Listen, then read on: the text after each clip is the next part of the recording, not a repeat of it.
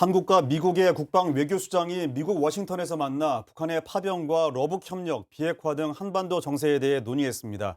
제6차 한미 외교국방 2+2 장관회의에서 어떤 이야기가 오갔는지 자세한 이야기 나눠보겠습니다. 두진호 한국국방연구원 국제전략연구실장, 그리고 직접 현지 일정에 동행한 송민화 기자 나오셨습니다. 안녕하십니까? 네, 안녕하세요. 네, 안녕하세요. 네, 우선 먼저 이번 회의를 통해서 북한의 우크라이나 전쟁 개입과 그리고 러북 협력, 그리고 북한의 비핵화에 대해서 방향성이 다시금 확립됐다고 볼 수 있겠는데, 이번 회의의 의미 어떻게 좀 보십니까? 네, 제56차 한미안보협의회, 즉 SCM은 북한의 러시아 파병 등 그야말로 가장 엄중한 안보 상황에서 개최됐습니다. 따라서 김용현 한국 국방부 장관과 로이드 오스틴 미국 국방부 장관은 한미가 직면한 대내외 안보 환경을 고려해 어느 때보다 가장 강력한 수준의 대북 억제 메시지를 냈다고 평가합니다. 양국 장관은 SCM 계기에 이 21개의 조항이 포함된 공동 성명을 발표했는데요. 북한군의 러시아 파병을 강력하게 규탄하고 한미 연합 연습 시 북한 핵 사용 대응을 포함한 현실적인 시나리오를 반영해 추진하고 한미 일체형 확장 억제 강화를 위해 미 전략 자산의 한반도 전개 빈도 증가와 또 정례화 등에 합의했습니다. 네, 그 공동 성명에 대한 내용 소개를 해주셨고요. 송 기자는 직접 그 일정에 동행을 하셨는데, 네. 현지 분위기 좀 어땠습니까?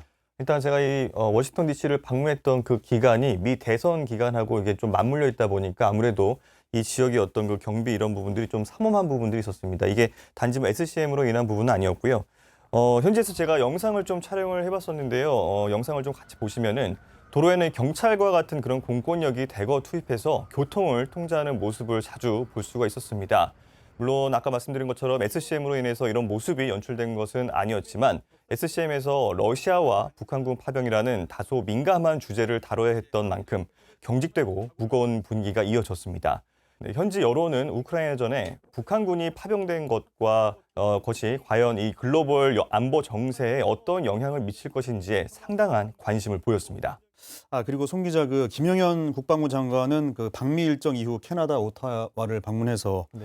제1차 한 캐나다 2+2 장관회의를 개최했습니다. 한국이 이번에 2+2 장관회의를 갖는 건 미국, 호주에 이어서 캐나다가 세 번째라고 하는데, 회의의 의미와 성과 그리고에 대해서 좀 간단하게 좀 짚어주시죠.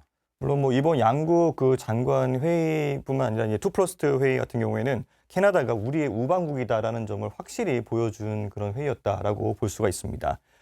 김영현 장관도 공동 성명을 발표를 하면서 이 점을 강조했는데요. 6.25 전쟁 당시 캐나다는 모두 2만 6천여 명을 파병을 했고요. 이 가운데 500여 명이 넘는 전우들이 얼굴도 모르는 우리나라를 위해서 싸우다가 고향 땅에 돌아가지 못했다고 언급하기도 했습니다. 그러면서 당연히 이 러북 불법 군사 관계가 도마 위에 올랐는데요. 양국 국방 외교 장관은 가장 강력한 언어로 북한군 파병 철회를 촉구했고요. 또 국제사회의 러북 제재에 동참하겠다라는 뜻을 밝히기도 했습니다. 마지막으로 방산협력을 강화하기로 했는데요.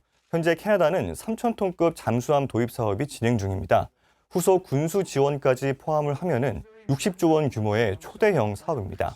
우리 방산기업 역시 적극적으로 나서고 있는 상황인데요. 신뢰를 바탕으로 한 방산 협력을 강조한 김 장관은 이 빌 블레어 캐나다 국방장관과 양자회담을 마치고 모형 잠수함을 건네면서 우리 건조 기술을 홍보하는 등 이 세일즈 외교를 이어갔습니다. 종합해 본다면 캐나다와는 신뢰 관계가 형성됐기 때문에 방산과 또 국방과학기술 분야에서 긍정적인 소식이 기대되고 있습니다. 네, 이번 회의를 통해서 좀 좋은 성과가 도출되기를 좀 기대해 보겠습니다. 지금까지 두진호 한국국방연구원 국제전략연구실장, 그리고 송민화 기자와 함께 이야기 나눴습니다. 오늘 말씀 감사합니다.